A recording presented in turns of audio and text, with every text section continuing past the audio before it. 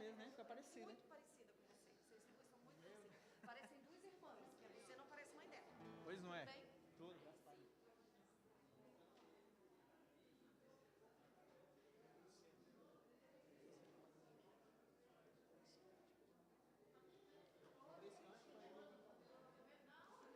Cinco cânticos, um pro final, um na frente, os três pro último. Casa do Bênção.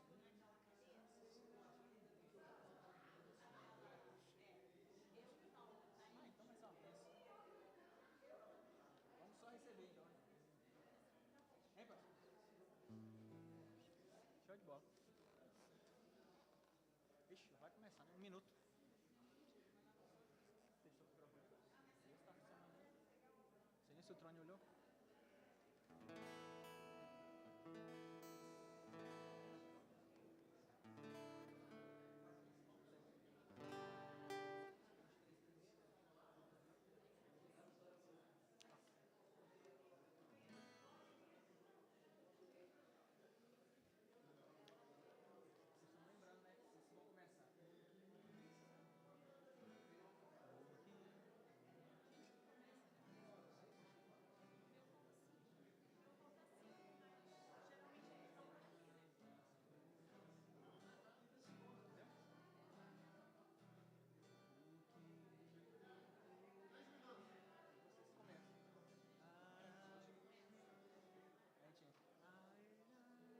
Lembrando, né? Vocês vão começar. Quatro. Quatro vezes, porque dele por dentro.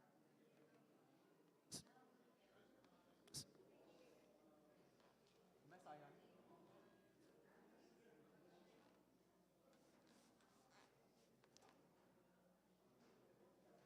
Irmãos, boa noite. Vou pedir por gentileza para você se sentar.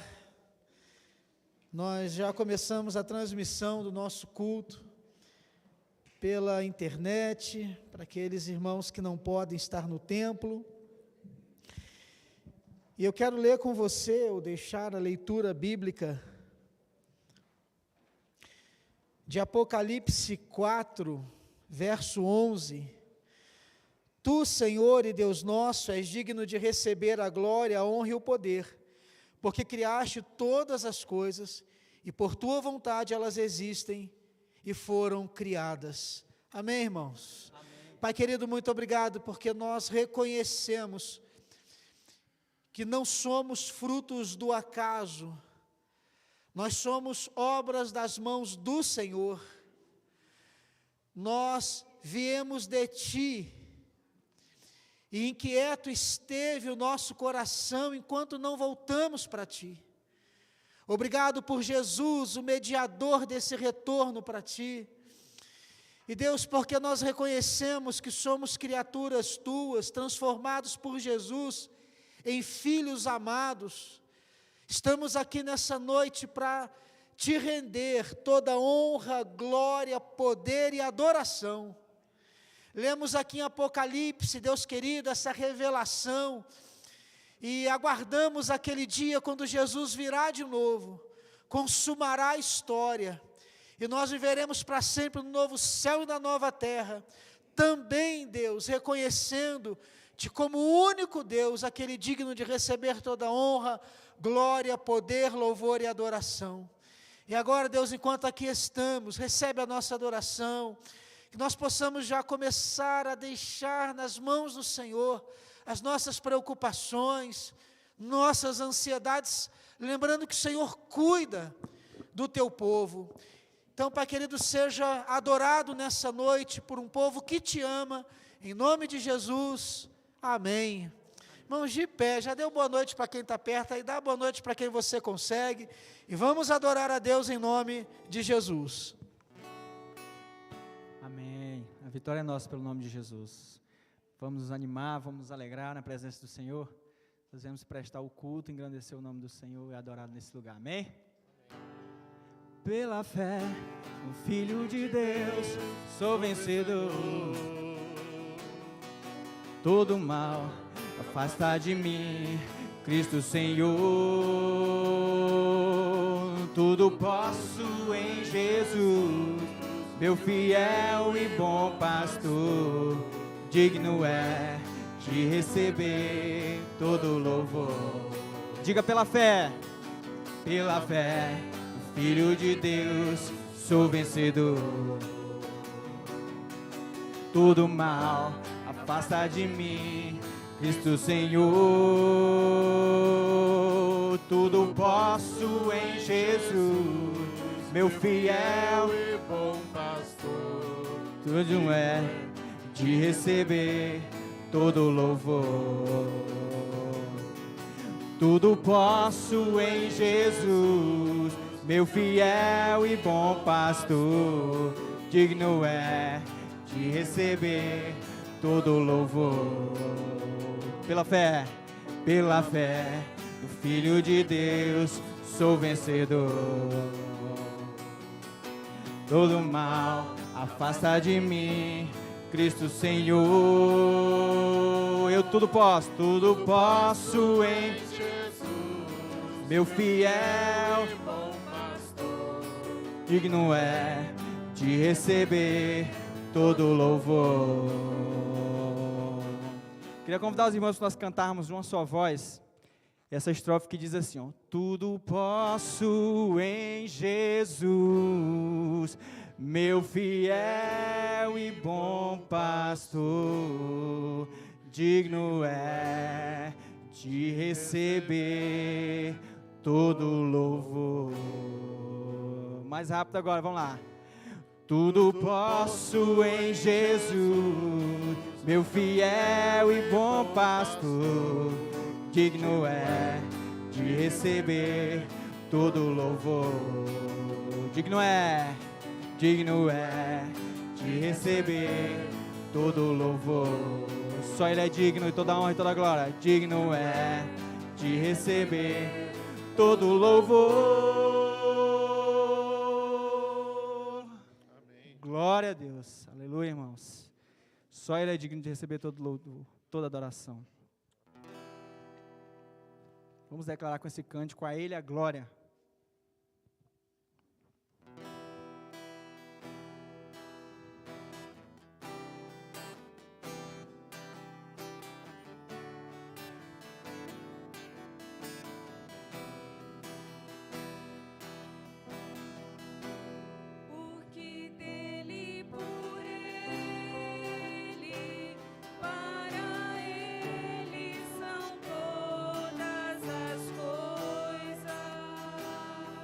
Porque dele e por ele. Porque dele, por ele, para ele são todas as coisas. Porque dele, por ele, para ele são todas as coisas. Porque dele, por ele, para ele são todas as coisas. Declare. A Ele a glória, a Ele a glória,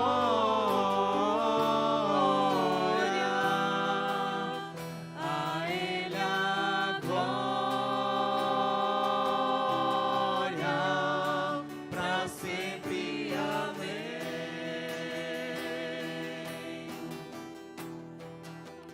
A Ele a glória,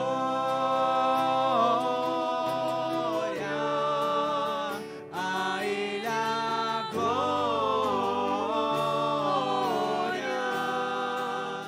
a Ele a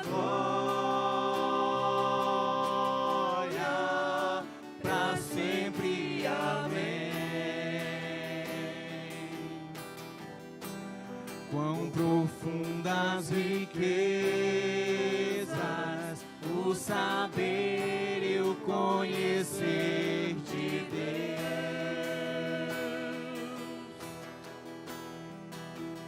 Quão insondáveis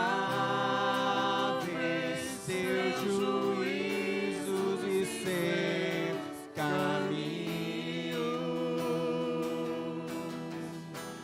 quão profundas riquezas,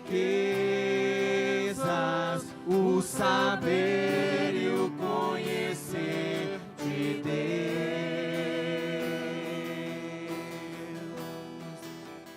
Quão insondáveis seus juízos e seus caminhos.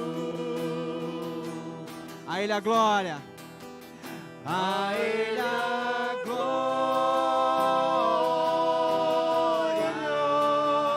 a Ele a glória, a Ele a glória, pra sempre. Amém.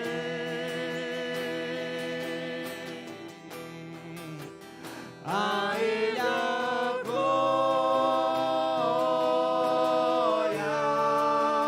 a Ele a glória, a Ele a glória, pra sempre. Amém.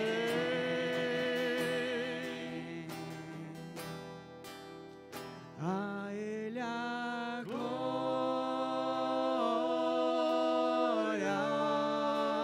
a Ele a glória,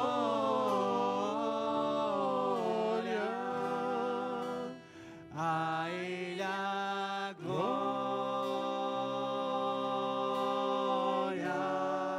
pra sempre. Amém. Aplauda Ele, amados. O Senhor é merecedor de toda a honra e toda a glória. Que nós possamos sempre confiar no Senhor. Estamos num culto de família. E nós vamos aproveitar esse cântico e declarar, né, que nós queremos consagrar o nosso lar ao Senhor. Nós vamos fazer isso, irmãos. Nós temos passado por situações difíceis. Essa semana a gente fez uma reunião online, né, dos familiares lá, eu e os meus irmãos. E os jovens da nossa família estão sendo muito atacados na faculdade, né, na escola. E a gente tem que ter esse cuidado de orar, de colocar diante de Deus e declarar, né, que eu quero consagrar o meu lar ao Senhor. Nós queremos consagrar a nossa família, nossos filhos, os nossos irmãos, né, todos os nossos familiares ao Senhor. Nós queremos colocar diante de Deus. Vamos orar, irmãos. É muito importante que nós possamos orar, né, ter esse carinho, essa atenção, esse cuidado de orar pelos nossos familiares. Amém?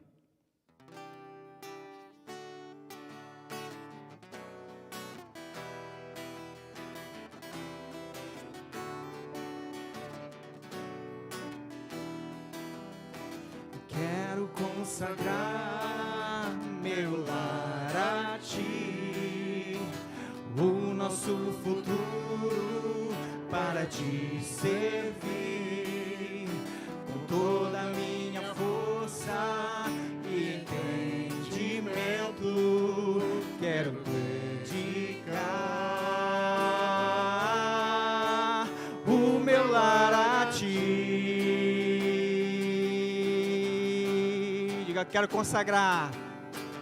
Quero consagrar meu lar a Ti, o nosso futuro para Te servir, e com toda a minha força e entendimento eu quero dedicar o meu lar a Ti.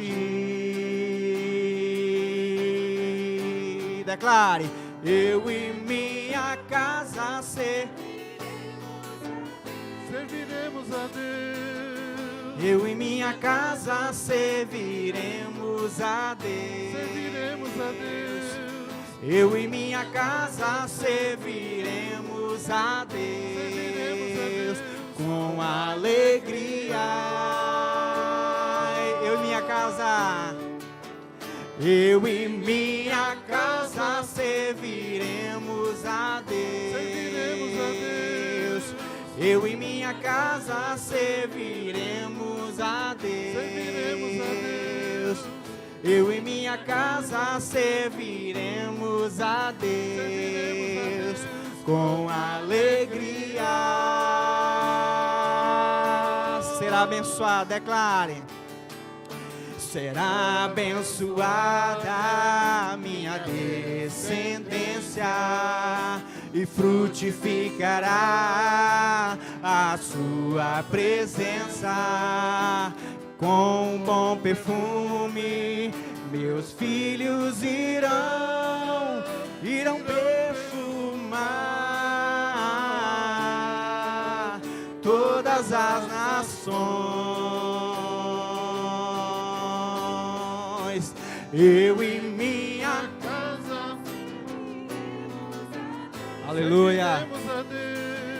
Eu e minha casa serviremos a Deus. Eu e minha casa serviremos a Deus. Com que, irmãos? Com alegria. Aleluia. Eu e minha casa serviremos a Deus. Eu e minha casa serviremos a Deus. Eu e minha casa serviremos a Deus com alegria.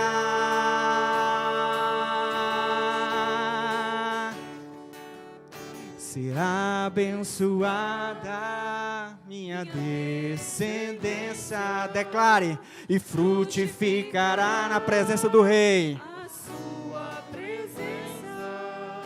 E com o bom perfume de Cristo, irmãos, meus filhos irão perfumar, aleluia, todas as nações,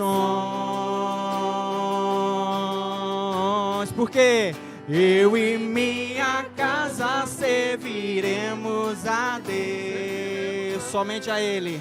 Eu e minha casa serviremos a Deus. Eu e minha casa serviremos a Deus com toda alegria. Eu e minha casa serviremos a Deus. Eu e minha casa serviremos a Deus. Eu e minha casa serviremos a Deus com toda alegria. Aleluia. Aleluia. Glória Amém, a irmãos? Deus. Você que quer ver sua casa realmente servindo ao Senhor, dê uma salva de palmas em adoração ao nosso Deus. Pode se sentar e, meu irmão, profetiza sobre o seu casamento, profetiza sobre os seus filhos. Eu e minha casa serviremos a Deus. Irmãos, eu não sei se alguém... Pode sentar, tá? Isso. Irmãos, não sei se alguém preparou uma adoração para dedicar ao Senhor. Temos alguém que preparou? Não? Tem alguém, meus irmãos, que não pode ficar em silêncio porque quer compartilhar um testemunho do que Deus fez? Aí, se você sabe que precisa glorificar o nome de Deus, com a força que Ele te deu, com livramento, seja com o que for, você vai vir aqui e você vai falar o que aconteceu e o que Deus fez, a gente vai glorificar. Alguém tem algum testemunho para compartilhar? Não? Ok. Irmãos, vamos orar então. Vamos orar para você também poder ter testemunhos. Vamos orar pela aniversariante da nossa igreja, a irmã Angelina, faz aniversário hoje, esposa do Marcos. João Belo faz aniversário dia 25, orar por eles. Não temos aniversários de casamento. E orar, irmãos, hoje pela irmã Noeli, a esposa do Edson. Ela vai fazer uma cirurgia amanhã do coração, 7h30 da manhã. Então, quando você curvar a sua cabeça aí, hoje à noite, quando você chegar, amanhã de manhã, quando você acordar, coloca a irmã Noeli nas mãos de Deus. Você que já se preparou para uma cirurgia, sabe como o coração fica, às vezes, perturbado ali. Não fosse Deus, a gente se desesperaria, né? Mas que bom que temos um Deus soberano. Então, ore por ela.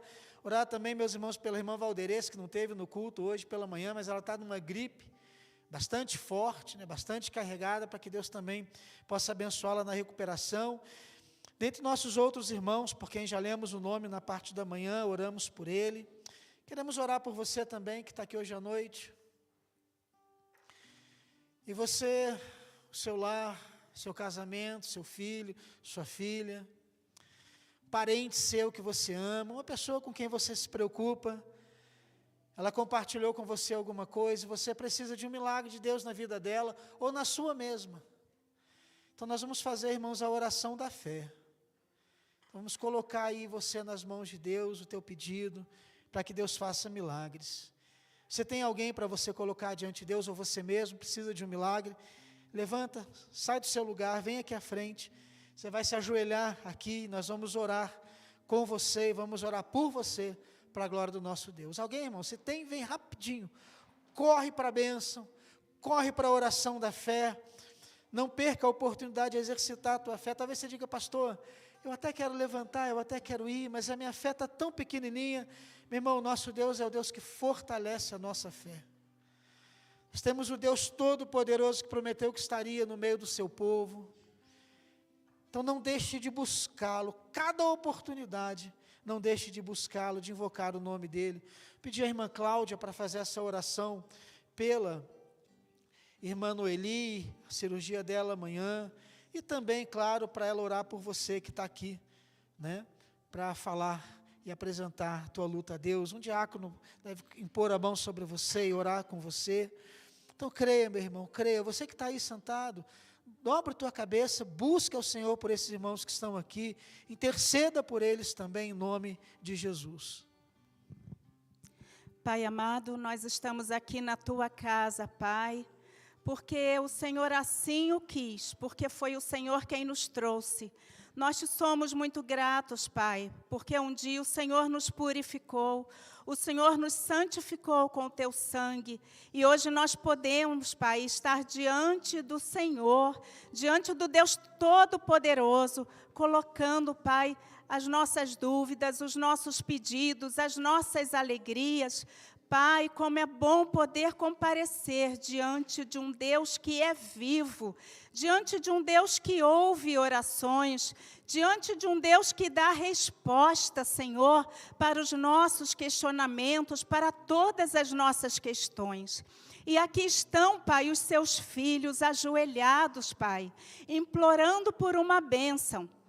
Pai, talvez seja problemas de família, que o Senhor esteja assistindo, Pai, essas pessoas que estão sendo colocadas agora aqui, Pai, diante da Tua presença. Se for salvação, que o Senhor tenha misericórdia, Pai, e vá acudir, Pai, esta pessoa com a Tua graça, Pai, levando salvação, levando convencimento do pecado, dando para essas pessoas o Teu Espírito, Pai. Senhor, se for motivos de doença, que o Senhor esteja colocando a Tua mão poderosa, a Tua mão curadora sobre essas pessoas que necessitam de um bálsamo santo que venha curar a sua carne. Mas antes de tudo nós pedimos cura para o espírito de cada uma dessas pessoas que estão sendo agora tocadas pelo Senhor, tanto aqui presencialmente, quanto pela internet. Pai, tenha misericórdia. Se for necessidade de um emprego, Pai, que o Senhor também esteja abrindo portas, porque a porta que o Senhor abre, ninguém fecha, e aquela que o Senhor fecha, ninguém abre. O Senhor tem o domínio total, Pai, de todas as coisas. Por isso nós comparecemos diante do Senhor, colocando tudo, Senhor, diante das Tuas mãos. E quaisquer outros problemas, Pai, que estejam sendo colocados aqui, nós pedimos, em nome de Jesus, esteja colocando a Tua mão poderosa e dando uma resposta aos Teus filhos. Tira toda a ansiedade, Pai, tira todo o medo, Tira toda ignorância, Pai. Tira toda a falta de fé. Porque muitas vezes nós não recebemos porque nós não cremos. Então aumenta, Pai, a nossa fé. E dá-nos resposta, para que em breve a gente possa testemunhar daquilo que o Senhor está fazendo aqui. Quero lembrar agora da irmã Noeli, Pai, que estará passando por esse procedimento tão perigoso, Pai, tão difícil, mas que o Senhor esteja colocando, Pai, os médicos certos, os instrumentos certos, que o Senhor mesmo esteja ali naquela sala cirúrgica, Pai, providenciando cada detalhe desta cirurgia. E que a irmã Noeli possa voltar a ter saúde, que ela possa se recuperar da sua saúde. É o nosso desejo, é a nossa oração diante do Senhor esta noite. Dê calma a ela, Pai. Que ela esteja segura nos teus braços, confiando de que o Senhor está ali com ela. E o Senhor já está providenciando vitória também aos seus familiares. Dá calma, Pai. E que eles saibam também superar este dia tão difícil. Eu sei esses momentos de tanta ansiedade. Esteja visitando, Pai, toda esta família. Colocamos a Valderez diante da Tua presença, a Beth. Pai, não puderam estar aqui hoje por motivos de saúde, que o Senhor esteja curando, Pai, o povo, Senhor, da Tua casa. Esteja curando, Senhor, aqueles que se dispõem a Te louvar aqui, para que estejam aqui oferecendo, Pai, um louvor que seja agradável ao Senhor. Muito obrigado, porque o Senhor é Deus, e nós cremos que o Senhor verdadeiramente atua na vida dos seus filhos, na vida da Tua igreja.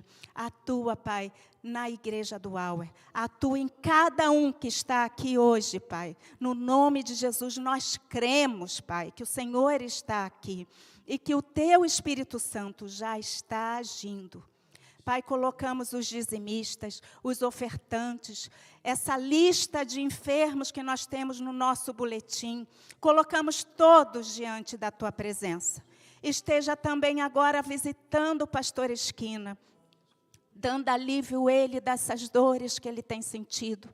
E que o seu filho possa, muito em breve, estar aqui conosco, cultuando novamente, porque eu sei que ele ama a Tua casa. Esteja com a Jaci também, dando a ela forças, Pai.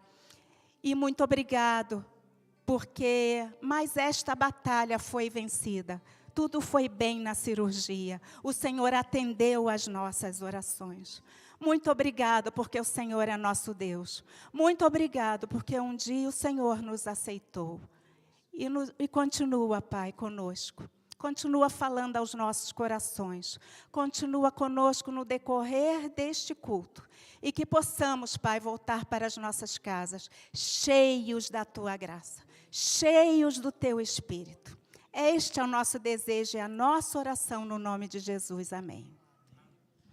Irmão, pode levantar, dá um abraço em quem está perto de você, diga, olha, Deus ouviu tua oração, a igreja de pé, e você que trouxe o teu dízimo, a tua oferta, pode deixar aqui, você que trouxe o teu mantimento que você recebeu, muitos irmãos já deixaram aqui, eu e minha esposa deixamos o nosso na semana passada, então você que trouxe pode já depositar, se não você pode depositar um valor aí no envelope, colocar que é para ação social, ou fazer o Pix, se você tem acesso também, e colocar ação social se é para comprar mantimento, tá?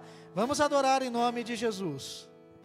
Recebi um novo coração do Pai, coração regenerado, coração transformado, coração que é inspirado por Jesus. Como fruto desse novo coração, eu declaro a paz de Cristo, te abençoo, meu irmão, preciosa é a nossa comunhão.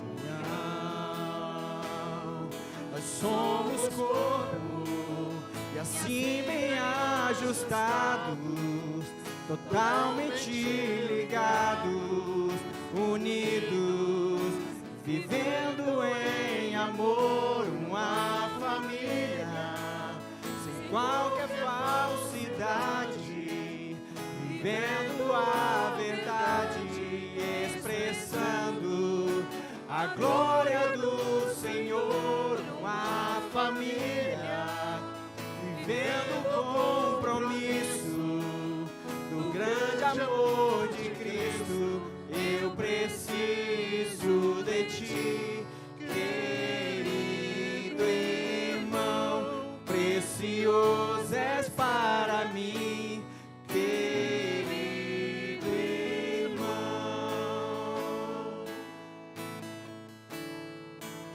Como fruto desse novo coração, eu declaro a paz de Cristo e te abençoo, meu irmão. Preciosa é a nossa comunhão, pois somos corpo e assim bem ajustados, totalmente ligados, unidos, vivendo em amor, uma família, sem qualquer falsidade, vivendo a verdade, expressando a glória do Senhor, uma família, vivendo o compromisso do grande amor de Cristo. Eu preciso de ti, querido irmão, precioso és para mim, querido irmão. Eu preciso de ti, querido irmão, precioso és para mim, querido irmão. Recebi um novo coração do Pai. Aleluia. Pode sentar, meu irmão, em nome de Jesus. Que o Espírito Santo possa nos abençoar com unidade. Isso que a gente canta agora, recebi um novo coração, transformado, regenerado, para a gente poder viver sem falsidade, caminhando um junto com o outro. Somos tão diferentes, famílias, culturas, situações, mas temos algo em comum, que é o Espírito Santo de Deus, que nos capacita a vivermos juntos, apesar de nós. Ajuda a gente a cuidar um do outro, amar um ao outro, saudar um ao outro. São 40 mandamentos bíblicos de uns aos outros. 40.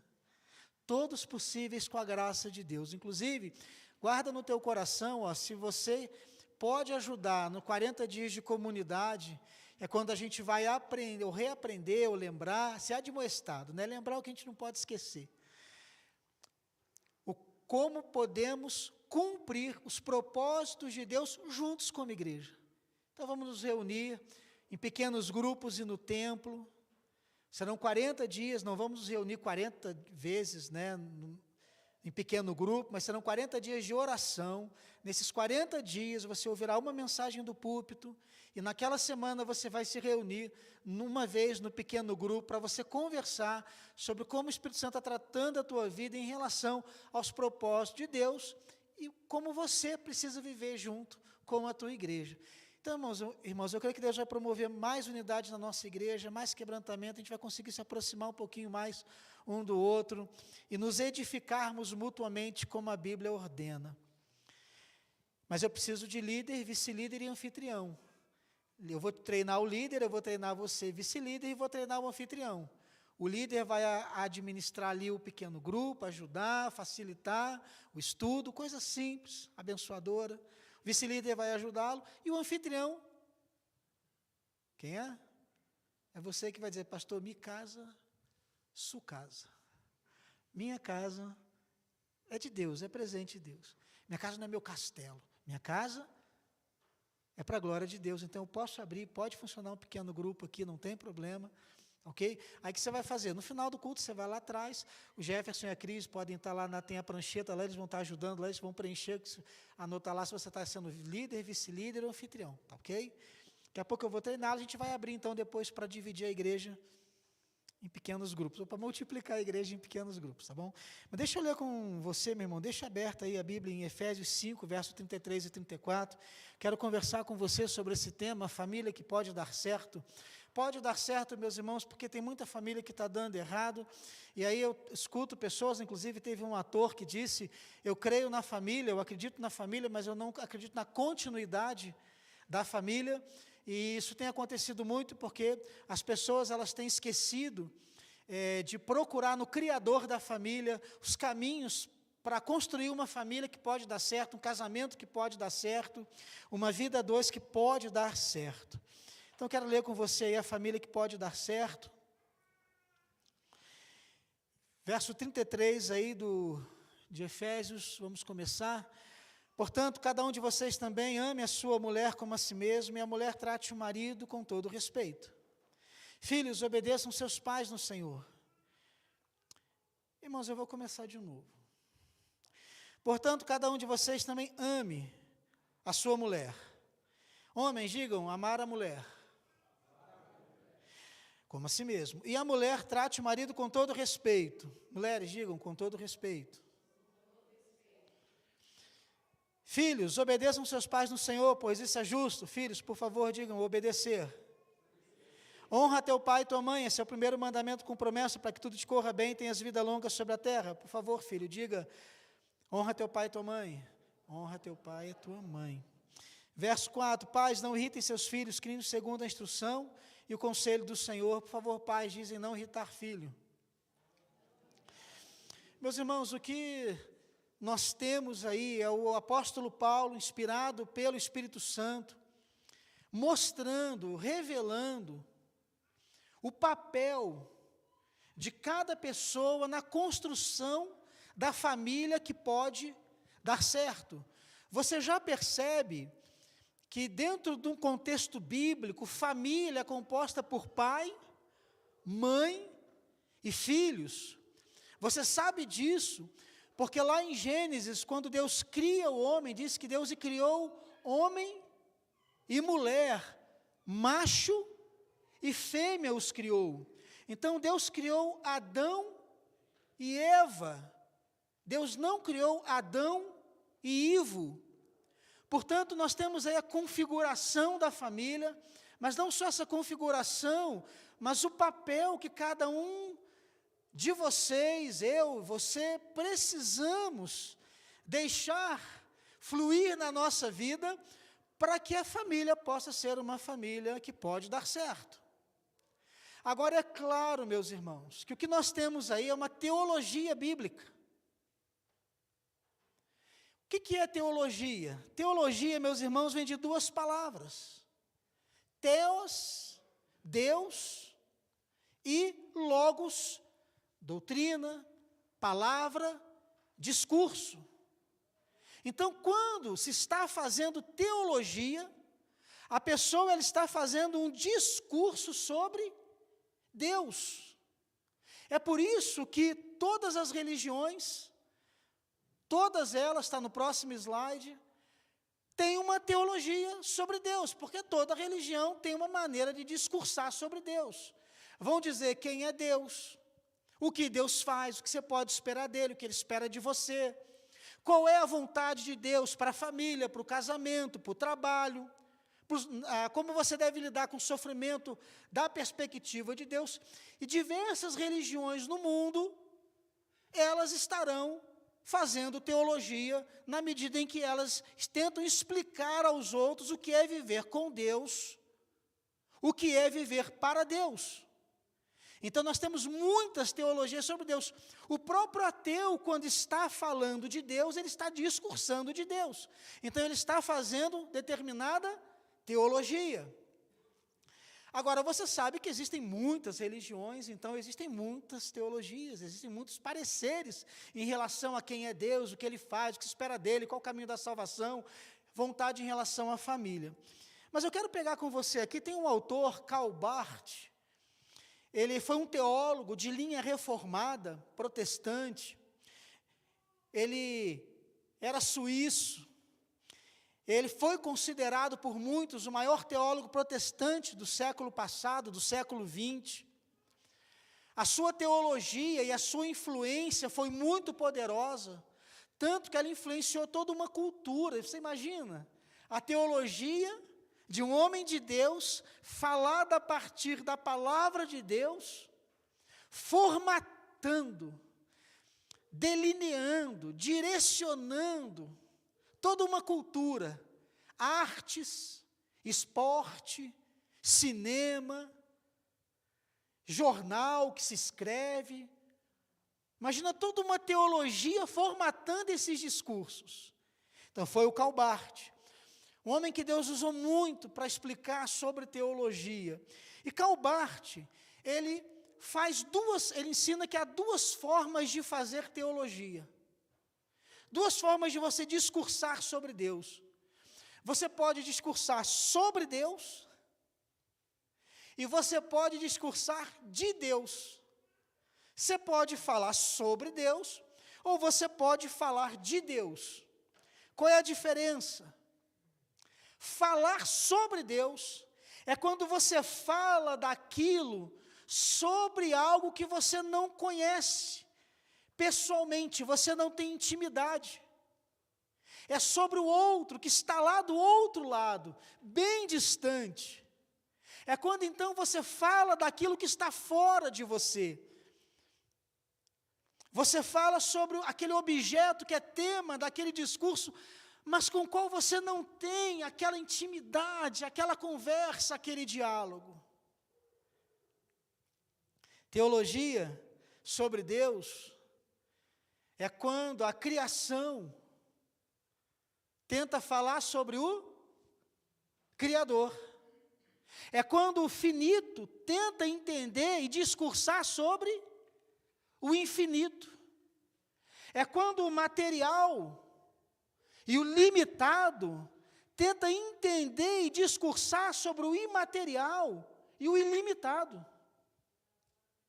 É quando nós, seres, criaturas, estamos tentando falar sobre o que eu penso, como deveria ser um Criador, se esse Criador existe. Portanto, falar sobre Deus, discursar sobre Deus, você vai ouvir, você vê isso o tempo todo. Teologia sobre Deus são aqueles discursos sobre Deus, sua vontade, seus planos, seus propósitos para todas as áreas, em que a pessoa fala da ideia que ela tem sobre Deus. Não sei se você lembra o apóstolo Paulo discursando no Areópago. Ele disse para os filósofos da sua época: vocês tateiam como tentando encontrar Deus, mas Deus não pode ser encontrado. Então é o ser humano usando a sua sabedoria, a sua inteligência para tentar entender Deus a partir dele. Deu para entender isso, irmão? Então a gente tem muita teologia sobre Deus. Os discursos que nós fazemos daqui para tentar entender aquele que é incognoscível. Aquele que a gente não vai entender pela razão humana. Agora, irmãos, o que acontece? Nós temos aqui, nessa linha de teologia sobre Deus, o seguinte: tem gente que faz teologia sobre Deus a partir do seu sofrimento. Minha filha, tempo atrás, ela foi rompida uma amizade muito especial para ela, o coração dela ficou muito rasgado, dilacerado, machucado, e aí ela ouviu dizendo, né, que Deus tinha dito para a amiga para não andar mais com ela, e ela foi buscar a Deus. E ela falou, pai, eu fiquei uma semana, ela ficou mal, uma semana sem dormir, entrou em depressão e tal, mas assim, ela ficou naquela semana tentando buscar Deus, e Deus fala comigo, por que o Senhor falou com alguém que não era para ter amizade comigo? Está tentando buscar. E ela me chamou, e ela falou chorando para mim, pai, quando eu estou chorando, e eu estou sofrendo, e eu te chamo, o Senhor vem. O Senhor entra no meu quarto, o Senhor me abraça, o Senhor me beija, o Senhor fala comigo. O Senhor me aconselha. Pai, eu fiz isso a semana inteira com Deus e Ele não falou nada. Ele ficou em silêncio. Ou Deus não se importa comigo, ou Deus não existe. Meu irmão, minha irmã, que conclusão é essa? É uma conclusão, é uma teologia. É uma teologia sobre Deus. É o que eu acredito que Deus deveria fazer comigo quando eu estou sofrendo. Então, se Ele não fez isso, eu vou fazer mais teologia sobre Deus. Eu vou tirar mais conclusões sobre Deus partindo do meu sofrimento. Nós temos, por exemplo, teologias feitas a partir da sociedade. Hoje, o discurso nas faculdades, o que se ensina ou se pretende ensinar para os teus filhos, para os teus netos, é que toda a construção social parte de narrativas. Não há uma verdade absoluta. Não há um Deus. Inclusive, qualquer noção que você tenha de Deus será uma noção partida de narrativas sociais. Os seres humanos vão construir a partir das suas narrativas aquilo que para eles lhe é adequado naquele momento, naquela situação. É por isso que você escuta muito pessoas dizendo: vamos atualizar a Bíblia. Porque a Bíblia, ela é fruto de narrativas sociais. O Deus da Bíblia é um Deus que ficou lá no passado, que não se atualizou. Então nós precisamos atualizar Deus e o posicionamento desse Deus da Bíblia, das narrativas da Bíblia em relação à família, em relação a filhos, em relação à educação, em relação à política, em relação a isso, em relação àquilo. Então são teologias feitas a partir da sociedade, tentando entender Deus dentro do contexto que ela vive e daquelas questões pertinentes para ela, interessantes para ela, ou para o grupo que está batalhando por isso ou por aquilo. Tem a teologia da cultura, você vai encontrar, por que lá isso é pecado e aqui não é pecado? Por que lá isso é proibido, porque aqui não é proibido? Aí confunde a nossa cabeça, mas é isso mesmo. Teologia sobre Deus é um monte de discurso sobre Ele. A verdade dEle, a vontade dEle, tantos quantos forem os seres humanos, a cultura e a sociedade, você terá a percepção que eles têm sobre Deus, falando daquilo que eu acredito que Deus deve ser, o que Deus deve fazer. E tem também aquela teologia que nasce da ciência e da razão. Só vou crer em algo se couber no julgamento da minha razão e se for provado cientificamente. Então, se Deus puder ser provado cientificamente ou num laboratório, quem sabe eu vá crer que realmente Ele existe. E eu estou falando aqui de Deus existir, a gente sabe que Deus não existe, né? Deus é. Algo que existe tem início, meio e fim. Deus é, ou seja, Ele não tem início, não tem meio, não terá fim. Então Deus é, sempre foi, sempre será Deus, à luz da Bíblia. Tá ok? Mas, irmãos, o que é a teologia de Deus? Teologia de Deus é diferente. É quando você discursa a partir do que o próprio Deus discursa sobre si mesmo. Você discursa não do ideal que você tem de Deus, mas do que Deus mostra para você do que Ele realmente é. É quando o infinito vem para o finito. É quando o eterno vem falar com o que não é eterno. É quando aquele que não pode ser conhecido diz: eu vou me fazer conhecer. Eu vou me mostrar. Então, como, meus irmãos, se faz teologia de Deus? A Bíblia fala que ela é feita a partir da revelação. E você sabe, a palavra revelação, ela vem de duas palavras, uma no Velho e uma no Novo Testamento. No Novo Testamento é Apocalipse, que significa tirar o véu, mostrar o que está por trás. Alguém sabe o que é making off de filme? Ninguém? Um ou outro sabe, né? Making off de filme é aquele momento quando você está vendo lá o Thor, o Homem de Ferro, lutando, o super-homem voando, e aquilo ali tem o ideal do que é um herói. E aí você vê, nossa, olha, ele voa mesmo, olha, ele joga o martelo vai, e o martelo volta, olha, o outro joga um escudo, que roda, daqui a pouco o escudo volta, ferindo toda a física. Mas o making off é quando você vê como aquelas cenas foram feitas. Aí você vê que aquele super-homem voando, tem um ganchinho aqui que foi... Aí você vê, opa, ele não voa. É um ganchinho que levou ele. Né? Aquele martelo que foi jogado, alguém correu lá e voltou com o martelo na mão dele, que estava no chroma key, e aquilo foi fake, né? Foi feito. É isso que é o Apocalipse, é quando Deus ele decide revelar-se na história, revelar-se ao homem, revelar o que ele está fazendo. Mostrar que a história tem controle, sim. E que ele pode falar, sim. A outra palavra, essa que eu quero ter com você, é a palavra gala, no Velho Testamento, que significa nudez. Olha que interessante a palavra para revelação no Velho Testamento, nudez. Traz a ideia de intimidade. É quando o marido e a esposa casados vão para a lua de mel, e ali então, pela primeira vez, eles veem a intimidade um do outro. Um conhece a intimidade do outro que não conheceria se o outro não se mostrasse, não se revelasse. Então, quando a gente está falando sobre revelação, nós estamos falando sobre Deus se mostrando, Deus se revelando, Deus se apresentando como nós jamais poderíamos conhecê-lo se Ele não tivesse feito. Por isso que a definição de revelação, eu coloquei no slide para você, é Deus mostrar a sua intimidade como você nunca saberia se Ele não tivesse revelado. Você conhece Deus, sua relação e vontade com a criação, a partir do próprio Deus. Eu acho que esse slide não foi... Passou para vocês o slide? Não, né?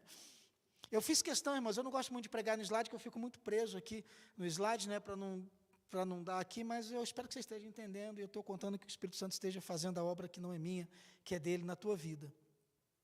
Então, meus irmãos, é isso, revelação, é o finito se mostrando para o infinito, é Deus revelando a sua vontade para você e para mim. E como é que Deus se revela, meus irmãos? De forma bem simples. Nós temos na Bíblia a revelação geral de Deus, Salmo 19:1. Essa revelação geral é aquela que Deus faz de si através da criação. Salmo 19:1 diz, os céus proclamam a glória de Deus, e o firmamento revela a obra das suas mãos. Ou seja, a complexidade da criação, a diversidade da criação, a beleza da criação, o mistério da criação, em tudo isso você vê a assinatura de um Deus eterno. Se você vier numa quinta-feira aqui, no Aceba, você vai ver, tem também aqueles que estão pintando. E você vai ver lá aquela tela sendo feita. E quando é terminada, coloca lá o quê? Pastor Esquina, Edmar. Estou falando com o pessoal que eu sei que vem pintar, né? Tem a costura. Tem aquelas peças lá, daqui a pouco elas estão costurando e sai alguma coisa.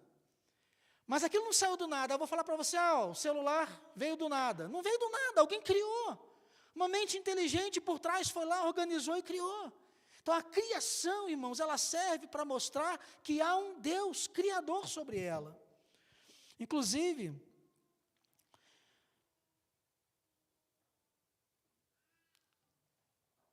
o apóstolo Paulo, Atos capítulo 14, verso 15 e 17, foi Paulo e Barnabé em Listra, eles falaram sobre a revelação geral de Deus na natureza. Eles disseram lá, o Deus que criou o céu e a terra, o mar e tudo que neles há, não deixou a si mesmo sem testemunho. Romanos 1:20, Paulo diz lá na sua carta, Pois desde a criação do mundo, os atributos invisíveis de Deus, seu eterno poder e sua natureza divina, têm sido vistos claramente, sendo compreendidos por meio das coisas criadas, de forma que tais homens são indesculpáveis. A própria revelação da natureza torna um homem indesculpável diante de Deus por não reconhecê-lo. Então, meus irmãos, a natureza é um grande teatro. Eu escrevi isso também para você guardar. A natureza é um grande teatro que revela a glória de Deus. Uma pessoa comum, eu e você, que contempla o nascer do sol, um astrônomo que estuda a posição das estrelas, um biólogo que se ocupa da análise de um organismo vivo, ou um médico numa sala de cirurgia, todos estes estão expostos à manifestação da grandeza de Deus através do mundo criado. Agora, irmãos, a gente sabe que a revelação da criação pela natureza, ela tem suas limitações. Porque a pessoa vê uma tsunami, vê catástrofes naturais, isso confunde a cabeça dela. Então, embora ela possa ver Deus, ela fica com dúvidas em relação a Deus. Então, Deus é que fez.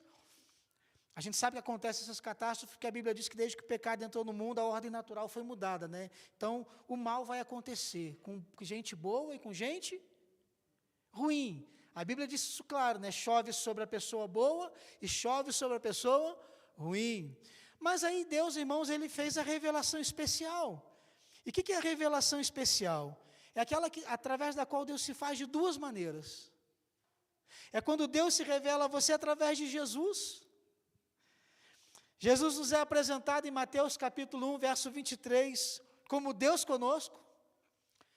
Então Ele se apresenta para você como esse Deus perto. João capítulo 1, verso 1, 14. João apresenta Jesus como o verbo que se fez carne e habitou entre nós. E habitou como?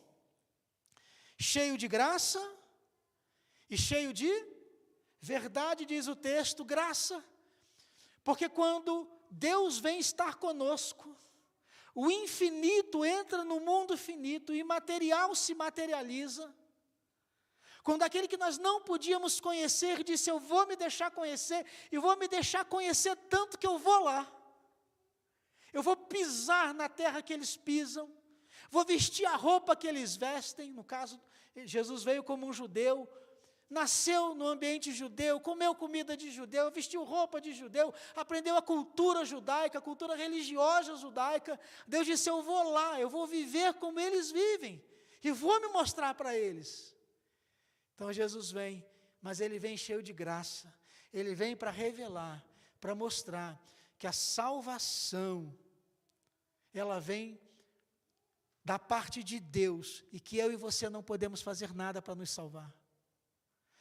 Todas as religiões do mundo ensinam que o ser humano é salvo por aquilo que ele faz, pelas suas obras.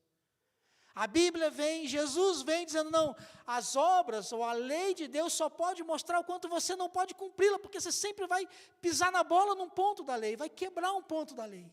A lei só consegue revelar que você é pecador. Aí vem Jesus, que é a graça de Deus, e mostra, você não pode se salvar, mas eu posso te salvar. Aí Jesus derrama o sangue dele no Calvário, você sabe disso. Ele veio buscar e salvar o que se havia perdido. Então, como você conhece a graça de Deus? Porque Jesus veio, a revelação específica. E de verdade, quanta teologia, quanta informação sobre Deus, quanto ensino sobre Deus. Onde é que está a verdade nisso tudo, pastor? Olhe para Jesus. Nele está a verdade, o conteúdo da verdade, a pessoa da verdade. Ele mesmo disse em João 14,6, eu sou o caminho, a verdade e a vida. Ninguém vem ao Pai senão por mim, procurando o caminho, procurando a verdade, procurando a vida. É uma pessoa, é Jesus, é Deus que veio, o infinito que disse, eu vou me tornar finito, para que Ele não tenha dúvida do meu amor, do meu perdão, da minha graça, da minha salvação, e para que Ele não fique confundido no mundo cheio de confusão. Paulo, meu irmão, em Hebreus capítulo 1, verso 2 e 3, olha o que ele diz aí.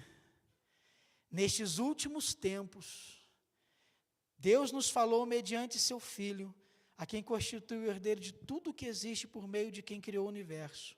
Ele que é o resplendor da glória, a expressão exata do seu ser, sustentando tudo que há pela palavra do seu poder. Então, quando você olha para Jesus, o que é que você vê? A expressão exata do ser de Deus. É o Deus conosco, é o Deus que veio se revelar.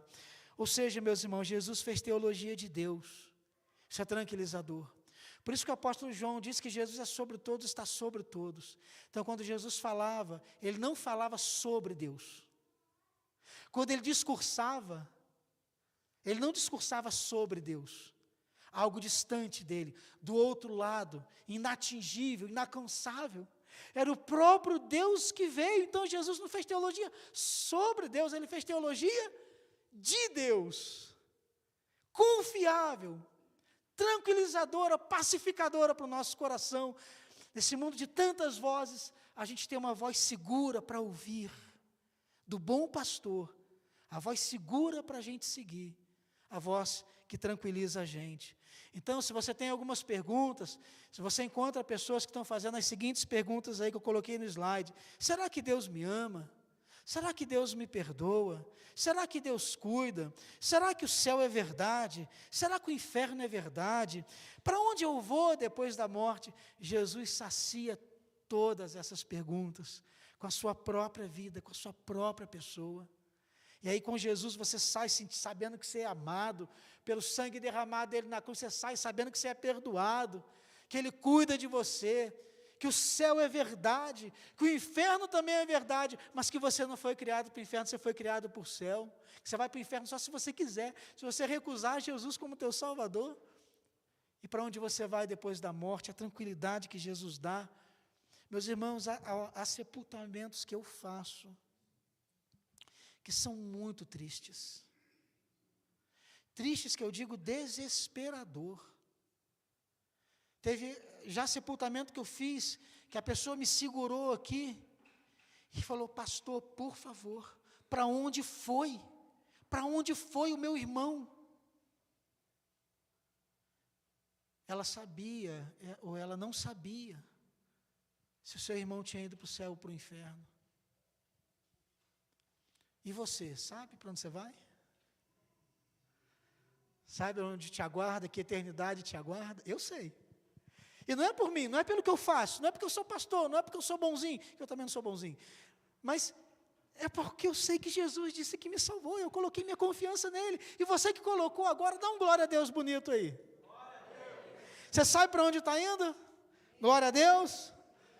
Quem te dá essa certeza? É você? É alguém que fala sobre? Não, é o próprio Deus que veio para te dizer: eu vim buscar e salvar o que você havia perdido, e todo aquele que invocar o nome do Senhor será salvo. Então, meus irmãos, para terminar, revelação específica vem através de Jesus e vem através da Bíblia. Não bastasse Jesus, Deus falou: vamos registrar a minha história na história dos homens. Vamos escrever isso aí. Não é psicografar. Segundo Allan Kardec, psicografia é a escrita feita pelo médium, ditada por um espírito desencarnado. Evangelho segundo Allan Kardec. Aí ele fala que pode ser mecânica, semi-mecânica, aí ele vai dar lá também vários tipos de médium. Mas a Bíblia não foi psicografada. A Bíblia foi inspirada. A palavra inspiração vem de duas, né? Theos, pneustos. Theos, Deus, pneuma, sopro, soprada por Deus. Os 40 autores que escreveram a Bíblia, quando eles escreviam, embora tivessem com o seu entendimento alerta, estivessem participativos, ativos no que estavam escrevendo, Deus estava usando a mente deles, o coração, dirigindo cada palavra, cada expressão, cada frase, para que eles escrevessem exatamente o que Deus queria que eu e você soubéssemos, para não ficarmos perdidos.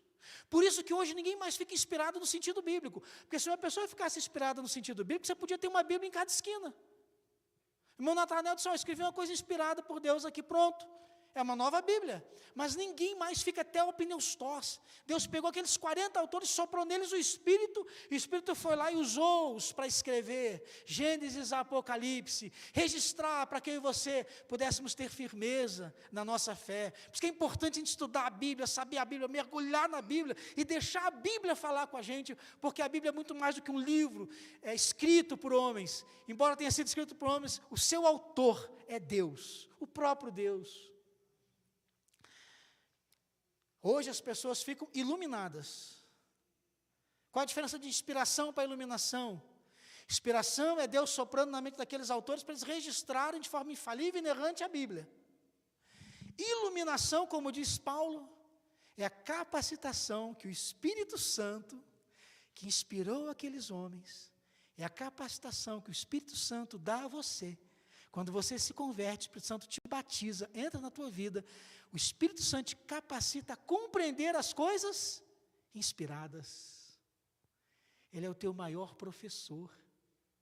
Ele te ensina Jesus, ele te ensina a Bíblia, ele te ensina a praticar a Bíblia. Estão me entendendo, irmãos? Amém? Então, meus irmãos, nós temos aí na Bíblia a revelação de Deus na história dos homens. Você vê Deus, como Deus lida, trata, perdoa e usa pessoas imperfeitas.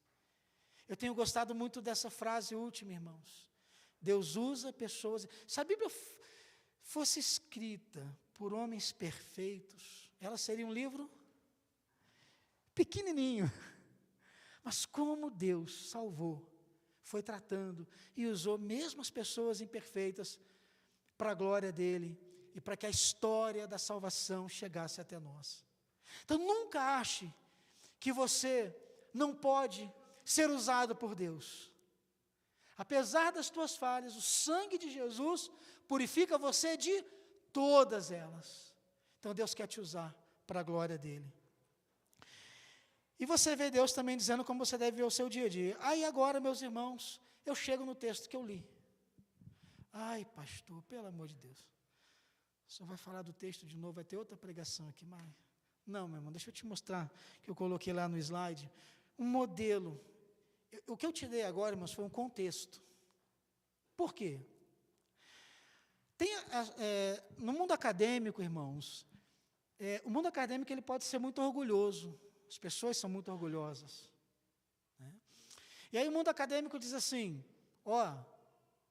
se alguém é acadêmico, academicista aqui, né, acadêmico você pode ser, academicista, puritano, vai dizer assim, o pastor Cláudio foi péssimo no púlpito, porque ele leu o texto. Que texto que eu li, irmãos? Primeiro? Então você falou, o pastor vai pregar sobre Efésios. Aí o puritano diz assim, o pastor leu o texto, saiu do texto, e nunca mais voltou para o texto. Coisa feia, pastor. Mas não é não, meu irmão. Eu te dei um contexto, para você entender, que Deus tem um modelo de teologia para a família. E que o modelo de Deus para a família não é sobre, não é uma ideia do que religião tem, do que Deus quer para a família.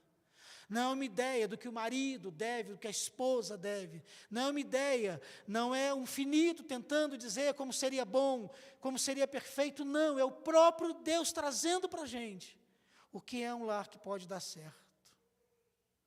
E aí ele fala simples, não preciso falar muito com você. Primeiro, vamos ler juntos? Maridos, amem. Eu pergunto, você ama a sua esposa por quê?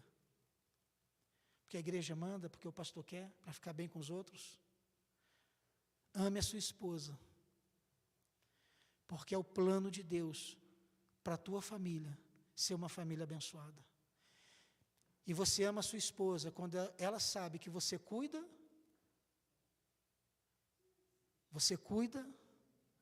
e ela sabe que você protege, e ela sabe que você é fiel. Ela se sente amada. Ele está cuidando, ele está provendo, ele está sendo fiel. Ele me ama. Marido, ou esposas, respeitem. Como o marido sabe que ele é amado? Quando a esposa o respeita.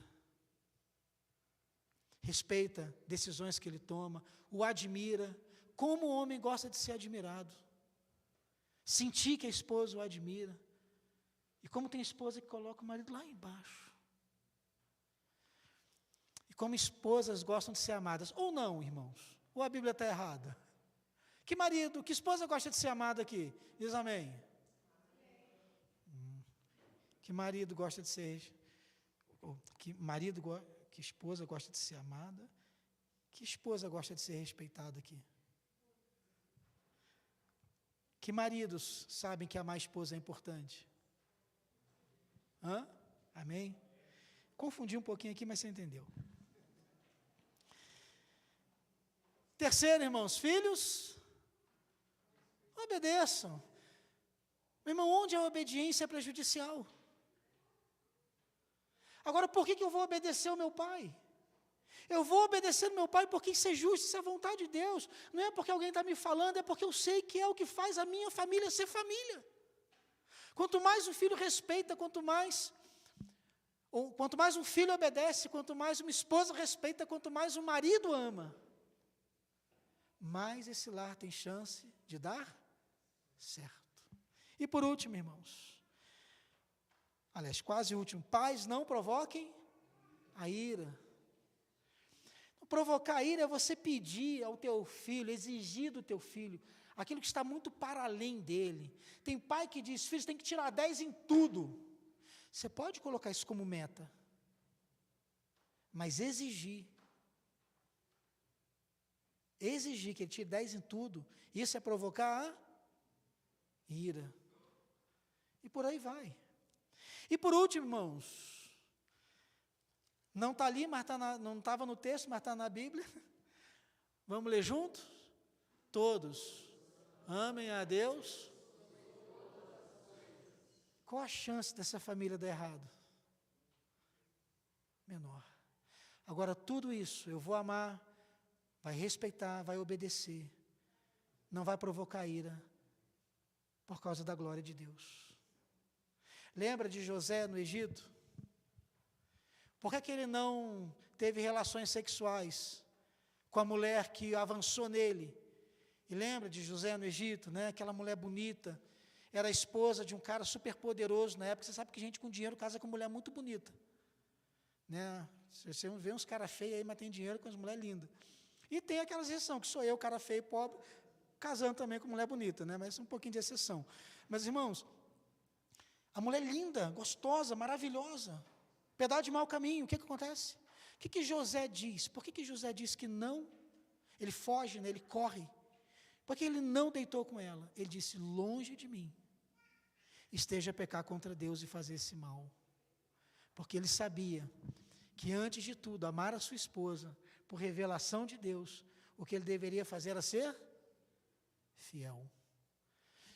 Que Deus nos abençoe, irmãos, para que a gente tenha uma família que pode dar certo, mas que a gente tenha uma família que pode dar certo, por sabermos que estamos fazendo o certo de Deus na nossa família. Eu quero orar por você, eu quero orar pelas famílias, mas nessa hora é fácil a gente dizer assim, puxa vida, eu vou esperar que meu marido me ame para eu poder respeitá-lo. Não, deixe que o teu amor traga, ou deixe que o teu respeito traga o amor dele por você. Eu vou esperar minha esposa me respeitar para amá-la. Não, ame a sua esposa para trazer o respeito dela para você. Ou seja, eu quero dizer para você o seguinte, procure você fazer a sua parte o melhor que você pode. Pode fazer isso? E cuida dos seus filhos, discipline seus filhos. Filhos, obedeçam seus pais, mesmo que seja difícil algumas obediências. E que a gente ame a Deus sobre todas as coisas. Eu quero orar pelas famílias, então, que estão aqui hoje. Se você está sozinho ou está sozinha, aí você vai estar aí abraçando a você como se estivesse abraçando a sua família, orando por ele e por ela.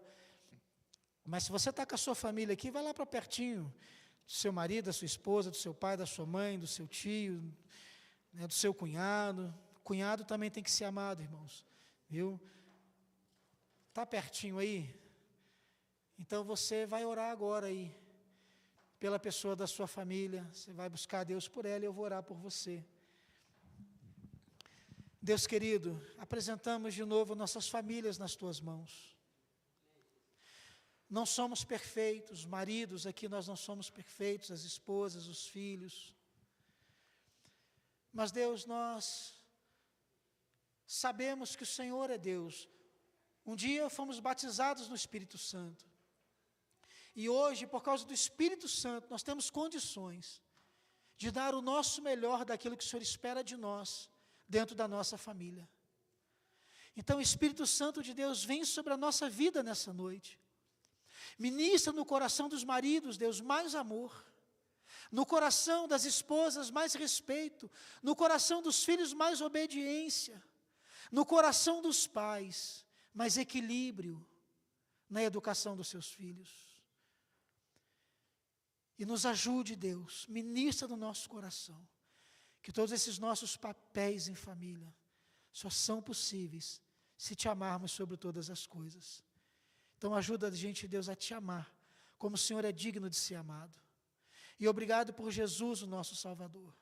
E que nessa noite, Deus, se algum marido, esposa, pai, filho, precisa pedir perdão, precisa se reconciliar com alguém, com um tio, com uma tia, precisa se preocupar mais, que o Senhor, o Espírito Santo, complete essa palavra, e ele e ela saia daqui, Deus, para fazer o que precisa ser feito, e para a glória do Senhor, não para ser salvo, mas porque é um salvo em Cristo Jesus. Nos ajude, Deus, a andarmos como salvos e cheios do Espírito Santo do Senhor. Então abençoa a nossa casa, a nossa família. Eu te peço também uma bênção especial sobre a nossa igreja como família do Senhor. Nos una mais a Ti. Nos una mais uns aos outros, que a gente realmente possa ver um ao outro como irmão em Cristo. Lavado pelo mesmo sangue, comprado pelo mesmo sangue do Cordeiro, caminhando para o mesmo céu, tendo o mesmo manual de instrução que é a Tua palavra. Enche o nosso coração, Deus, também de amor, de respeito, uns pelos outros. E que a gente possa ser uma família unida em Cristo. Em nome de Jesus, amém. Amém, irmão? Deus complete a palavra dele aí, a gente vai terminar cantando, mas antes, deixa eu fazer alguns avisos aqui. Vou chamar a irmã Tânia já para ela vir aqui à frente. Irmãos, olha, lembrando, dia 8 de julho, às 4 horas de julho, tá? Mês que vem, a Josi, a Lília está pedindo lembrar para guardar essa data, que será a reunião dos 60 mais, aqui na igreja, às 4h30, às 4 horas, aliás. 8 de julho é o dia do meu aniversário. Ninguém ouviu, né? Então tá bom. Não sei porque eu falei isso. Irmãos, dia 23 agora, sexta-feira, às 7h30, todos os homens convidados a estarem aqui na igreja, que nós teremos um encontro de homens, né? E vamos conversar sobre a armadilha do materialismo. Vai ser um tempo muito abençoado. O slide lá está lembrando a gente, toda terça-feira, 9 horas, momento de oração e intercessão junto com os irmãos. A gente tem orado aqui, culto de oração quarta-feira às 19h30, aí consultoria jurídica que você já sabe, é só marcar para vir pedir orientação, consulta psicológica também tem aqui, e o Hotel Camboa, meus irmãos, você ainda pode se inscrever com seu cônjuge, o valor agora é o valor de R$200 mais 5 de 180, era 150, mas pulou um mês, você dá 200 de entrada e mais 5 de 180 para o casal, ok? Se você já deu R$200 lá esse mês, 150, mas dá para se inscrever, a gente está pedindo para você se inscrever, porque a gente tem que dar entrada lá e segurar a nossa vaga, tá ok? Então não deixe de fazer essa inscrição.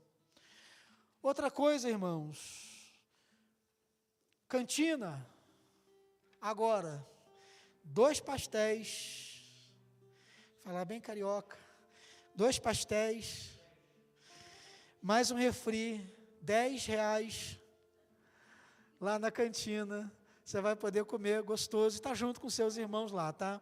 2 pastéis lá, mais um refri por R$10. E vou pedir para você orar por mim também. Boa noite, igreja.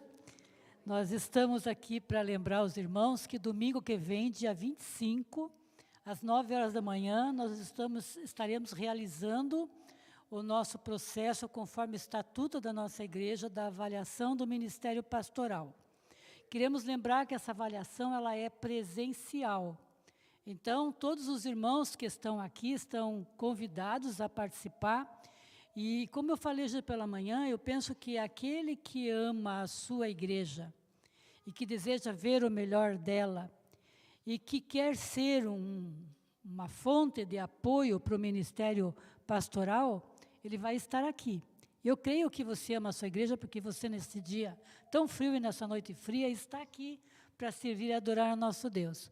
Então, esta avaliação precisa ser feita nesse domingo, conforme está a nossa agenda. Durante o mês, nós estivemos nos reunindo todas as semanas, praticamente, né? Então, eu quero convidar aqui para o Jefferson ficar em pé, que são os membros dessa comissão, o irmão Jaime, a irmã Sandra, eu e o Francimar, que estamos aqui, né, levando muito a sério, sabendo que este é um serviço que nós estamos prestando de amor ao nosso Deus e que nós queremos ver o melhor para a nossa igreja. Nós estamos vivendo num tempo de esfriamento espiritual, nós estamos vivendo um tempo de abandono das coisas de Deus, e nós precisamos nos atualizar com relação a isso e criar estratégias para que a nossa igreja possa vencer esse tempo. E essa forma é nós estarmos aqui para avaliar, né? Pode sentar, irmãos. Eu quero ler para os irmãos e falar sobre o que é essa avaliação, porque às vezes as pessoas pensam, mas avaliar ministério pastoral, a avaliação faz parte do ensinamento do Senhor Jesus para cada um de nós, né? Jesus mesmo disse, que dizem os homens ser o filho do homem, que dizem o povo ser Jesus o filho do homem. Ele queria saber o que os outros pensavam a respeito dele, né? O apóstolo Paulo, ele diz aqui em 2 Coríntios, capítulo 13, versículo 5, examinai-vos vós mesmo, se realmente estáis na fé, provai-vos a vós mesmo. O próprio apóstolo, ele nos ensina, quando o Senhor está falando lá sobre nós participarmos da ceia do Senhor, examine-se cada um a si mesmo, para que você não venha participar da ceia indevidamente. Então, nós todos precisamos avaliar o nosso serviço, a nossa conduta, com relação àquilo que Deus espera de nós. E eu quero dizer para os irmãos que todos os dados que forem levantados nessa avaliação, nós estaremos vendo, procurando saber que caminhos corrigir, o que fazer, o que nós precisamos tomar de decisões para que nós, como povo de Deus, estejamos aqui servindo ao Senhor da melhor maneira possível. Em Hebreus diz que de vós, amados, esperamos coisas melhores. Hebreus 6, coisas que acompanham a salvação. Deus espera de mim e de você um serviço, né, digno, um serviço de zelo pela obra do Senhor, um serviço de amor ao reino de Deus, um serviço de apoio ao ministério pastoral. E para isso nós precisamos estar todos aqui, nesse domingo, dia 25, pela manhã. Quero lembrar, irmãos, que à noite não terá avaliação. A avaliação só será feita pela manhã, em assembleia extraordinária, né, pastor? Já convocada hoje pela manhã, o pastor já convocou essa assembleia, então é algo que nós estamos fazendo com base no estatuto da nossa igreja e com base na palavra de Deus que nos manda nos avaliarmos. Então, eu espero que todos os irmãos estejam aqui com alegria, com amor, para fazer essa avaliação e sermos instrumentos de bênção para um novo tempo em nossa igreja, tá? Irmãos, vamos ficar de pé e adorar a Deus. Só quero te lembrar que a avaliação pastoral, quando você estiver avaliando, você não precisará colocar o seu nome, ok? Para te dar liberdade. Vamos adorar.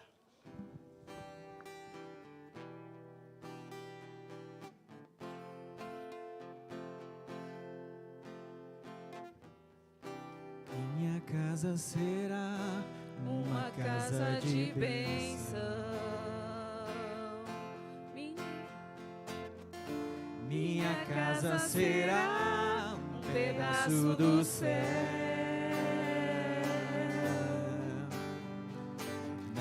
estarão reunidos adoradores que só exaltam ao Deus verdadeiro e fiel.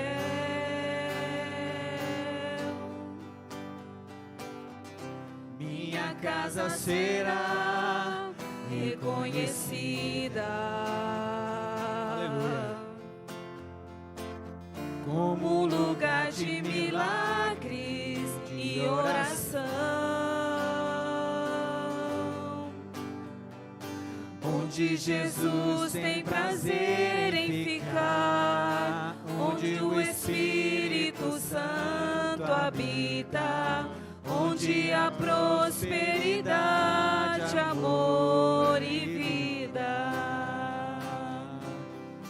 Faça do meu lar, Senhor, um lugar de harmonia. Faça do meu coração tua casa todo dia. Esteja à vontade pra ficar e nunca mais partir. Pois a casa que um dia te receber nunca mais saberá viver sem ti. Minha casa será reconhecida como um lugar de milagres e oração, onde Jesus tem prazer em ficar, onde o Espírito Santo habita, onde há prosperidade, amor e vida. Faça do meu lar, Senhor, um lugar de harmonia. Faça do meu coração tua casa todo dia. Esteja à vontade pra ficar e nunca mais partir. Pois a casa que um dia te recebeu nunca mais saberá viver sem ti. Pois a casa que um dia te recebeu nunca mais saberá viver sem ti. Amém, irmãos? Oração final, lembrando, pastel lá em cima. E se você quer ajudar como líder e vice-líder anfitrião, lá atrás o irmão Jefferson e a Cris vão estar pegando o seu nome do meu lado direito aqui. Pai querido, que o amor constante, real, vivo do Senhor, o Deus Pai, que a graça redentora, reconciliadora de Jesus Cristo, através do seu sangue, e que a consolação, o consolo, o conforto do teu Santo Espírito continue vivos sobre a vida de cada um de nós aqui, sobre todo o teu povo, durante a semana, em nome de Jesus. Amém. Irmãos, abençoe as pessoas aí, abençoe 5 pessoas, cada uma com um abraço. Deus te abençoe em nome de Jesus. Faça